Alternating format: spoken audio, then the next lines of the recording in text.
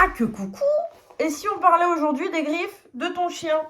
Non, parce que je me rends compte que je n'étais absolument pas documentée sur le sujet et que là, je viens de mettre le nez dans un monde parallèle et donc je me dois d'en parler avec toi. Comme d'habitude, tu connais la chanson. Si ça t'intéresse, tu t'abonnes, tu commentes, tu mets la flèche. Si tu veux qu'on parle d'autre chose ou que tu as des questions, tu as des choses qui te taraudent, eh bien, tu as l'espace commentaire pour me dire tout ça. À une seule condition, amour et bienveillance. On peut ne pas être d'accord, on peut plein de choses, sauf que on s'exprime correctement. Hein. C'est pas parce que tu insultes les gens que ça donnera un peu plus de conviction à tes paroles. Hein. Voilà. Donc, la première des choses, et je sais même pas si je vais pouvoir inclure des images. Encore une fois, je débute sur YouTube. Pareil, si tu as des conseils sur comment ça marche, je prends au stade où on en est. On va essayer de structurer de différentes façons. La première des choses, pourquoi entretenir les griffes de ton chien? Je parlerai aussi exclusivement des chiens parce que je ne suis pas une experte en chat. Donc si tu veux faire des vidéos de chat, je te laisse. C'est pas mon domaine de prédilection. Bref, revenons à nos moutons parce que j'ai tendance à m'égarer quand même. Pourquoi entretenir les griffes de ton chien? La première des choses est lorsque les griffes de ton chien vont être trop longues, eh bien, tu vas t'en rendre compte, ça commence à faire des trucs un peu comme ça. Et quand il marche, toute sa posture est modifiée. Qui dit posture modifiée, dit apparition de douleur. Et donc, tu peux te retrouver avec tout un tas de petites douleurs, de petits problèmes de posture qui vont popper comme ça. Alors que tu ne leur as rien demandé et que si les griffes étaient entretenues, eh bien, ça ne serait jamais arrivé. Donc, première des choses. La deuxième des choses est, lorsque la griffe est trop longue, eh bien, elle se recourbe sur elle-même. Et ici, tu as quoi? Le coussinet. Et donc, la griffe vient se planter littéralement dans le coussinet. Inutile de te dire que c'est quelque chose qui fait excessivement mal et que après à enlever, en plus du changement de posture et tout ça, enfin bref, c'est pas nécessaire non plus d'en arriver jusque-là. La troisième des choses, ça va être s'arracher les griffes. Simplement, efficacement. Ton chien, eh bien, il va se l'arracher, se la coincer, bref, un peu partout.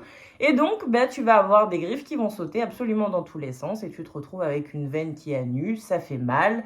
Dernièrement, je discutais avec une propriétaire, ça s'est infecté, ça faisait un truc qui sentait une odeur désastreuse. Bref, tu peux éviter. Et d'autant plus que je te rajouterais qu'une griffe bien entretenue permet d'avoir une meilleure comment ça s'appelle, adhérence au niveau du sol, au niveau de la traction, au niveau de plein de choses. Donc, rends service à ton chien, entretiens-lui les griffes. Il faudrait que je trouve une petite composition de comment est fait une griffe, pour ceux qui ne savent pas. Mais en fait, c'est très simple. Ça fait une coque avec une petite veine rose à l'intérieur. C'est pour ça que lorsque tu as un chien avec des griffes claires, eh bien, au travers, tu pourras avoir ce petit truc rose et on te dit de ne pas aller jusque-là lorsque tu coupes. Et là, c'est le moment où tu vas me dire, ouais, mais moi j'ai des griffes noires, je ne suis pas du tout à l'aise avec ça, je ne sais pas du tout comment on fait. Eh bien écoute, j'ai été absolument dans le même bateau que toi et j'ai trouvé tout un tas de solutions. Donc, tu n'as plus d'excuses. J'essaierai de trouver un schéma, mais en fait, pour t'expliquer, attends, je pose mon thé. Tu as ta griffe. Donc, on va dire que ta griffe, c'est comme ça, vue de face. Donc, déjà, tu vas me faire un truc, c'est que tu vas pas couper des énormes bouts par des énormes bouts. Vraiment, tu me fais des tranchettes de griffes. Donc, il faut déjà être bien équipé. Hein, très important. Et donc, là, tu es de face. Eh bien, plus tu vas raccourcir gentiment et plus tu vas avoir un point au milieu se dessiner. Le point, c'est ni plus ni moins que ta veine.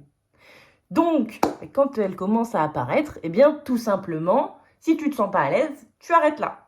Et après, ce que tu peux faire, c'est limer un petit peu les côtés, l'histoire de te faire un petit truc, hop, hop, hop, tout propre.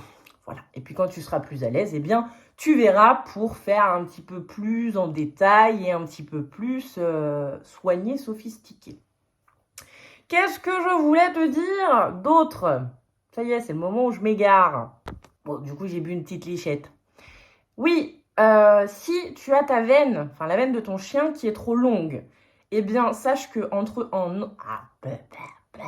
en entretenant régulièrement, en limant, machin, eh bien, tu peux faire reculer ta veine.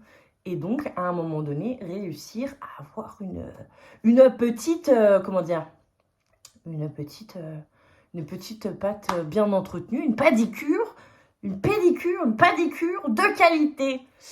Comment tu reconnais lorsque ta griffe est à la bonne longueur? Et ben, le premier truc, ça va être, tu n'entends pas ton chien se déplacer. Tu sais, et ben ça, normalement, si ta padicure est au top, bah tu l'entends pas. J'essaierai de mettre une photo, encore une fois, pour te montrer. Et tu te rendras bien compte qu'au final, on était tous dans le déni. Voilà. Question numéro, je ne sais même plus combien au stade où on en est. Avec quoi tu peux entretenir les griffes de ton chien? Très important. Eh bien, écoute, tu vas avoir ce qui est lime électrique. Je le fais bien, hein. Tu vas avoir la lime manuelle et tu vas avoir notre fameux coupe-griffe. Et moi, ce que je suis en train d'essayer en ce moment, que tu pourras voir notamment dans mes shorts, ça va être la scratchboard. En français, la planche à gratter. Tu remarqueras que j'ai un accent en anglais, il est terrible. À pas piper des hannetons. Enfin bref, je pense qu'on est bon, hein. Je pense qu'on a fait le tour. Voilà. Sur ce, bonne journée.